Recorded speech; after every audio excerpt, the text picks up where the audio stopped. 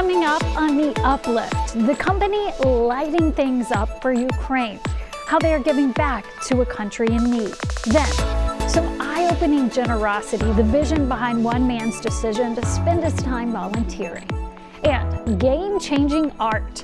We're going to take you inside the story of a new exhibit at the Walker Art Center.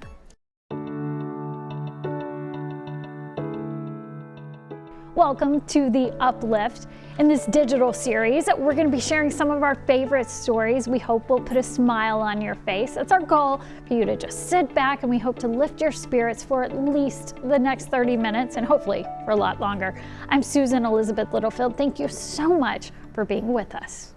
Door County is a familiar destination for many Minnesotans. Turns out one of the area's small companies is making a big difference. Door County Candle Company wanted to do something to help Ukraine while its war with Russia still rages on. Boy, did they ever get creative.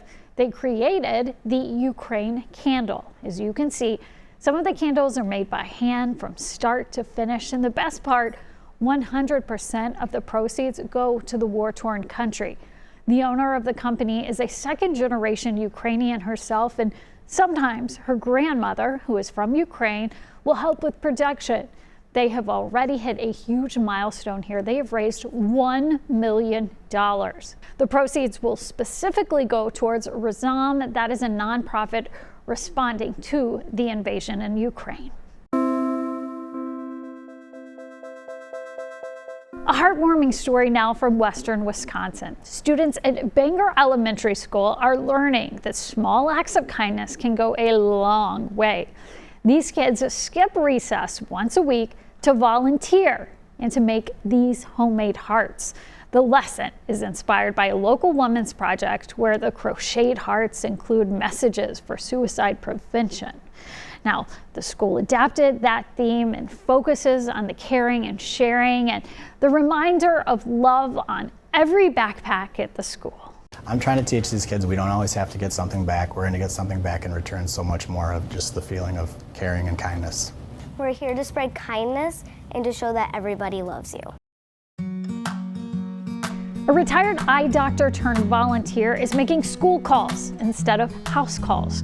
For the last 2 years, he's been fixing eyeglasses free of charge for students in Minneapolis and St. Paul with the help from a program through Allina Health.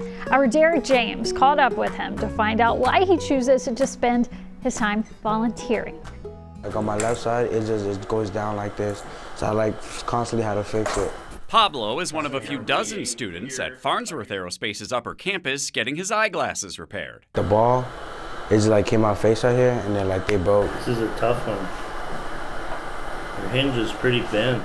After 43 years as an optician, Dave Schneiderhan had a vision of giving back during retirement with his former employer, Allina Health. I've worked with Dave at Phillips Eye Institute closely, and he always said when he retired, he wanted to come back and work for our program and volunteer, and in fact he did. For the last 2 years, he's given his time through Allina's Early Youth Eye Care program, which provides vision screenings and eye treatment to children in Minneapolis and St. Paul. It also operates the Kirby Puckett Eyemobile. Not all of Schneiderhan's handiwork is fixing what's broken. Often it's adjusting glasses that haven't been fitted properly. Based on economic constraints, a lot of these students will get a pair of glasses online, or their parents will get them for them, but then they never get adjusted. If they're out of adjustment and they sit down on their nose or they're crooked, that changes where the optical center of the lens fits on their face, and it's not the proper prescription. But Dave, he's a wizard. He is a magician with his hands, with his skills. Pablo's glasses required Schneiderhan to MacGyver the repair. What I need is a pin from believe it or not, from the bulletin board. With a thumbtack in hand, he was able to make a temporary fix for Pablo. Allina's Early Youth Eye Care team will work to get him a new pair. And to left, straight back here. How's that work for you? It's good.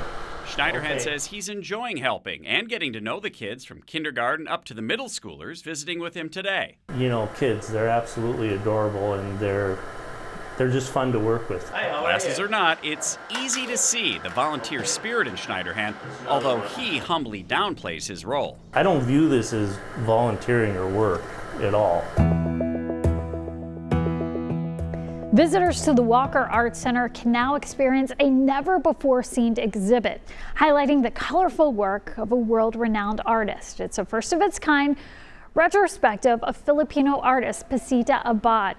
Our Jeff Wagner talked with the exhibit's curator and Posita's nephew on the significance of her unique, boundary-pushing work. It's on display now. What do you think will stand out to visitors the second they see the work of Posita Abbott? I think, her use of color is quite unique, and her materiality. The vibrancy of Posita Abbott's work is undeniable. So too is the size, often large enough to cover a wall in a house. But inch closer to the canvas, and it's the tiny details that help these pieces pop. It's a style of art she called trapuno. And she would paint her canvases, like a painter would, using acrylic or oil. And instead of stretching them over a wooden frame, she would then stitch and stuff them. So it's kind of a process akin to hand quilting. More than 100 pieces are on display at the Walker Art Center, chronicling Posita's artistic journey over more than 30 years. Each room feels drastically different in terms of the style of artwork, wouldn't you say?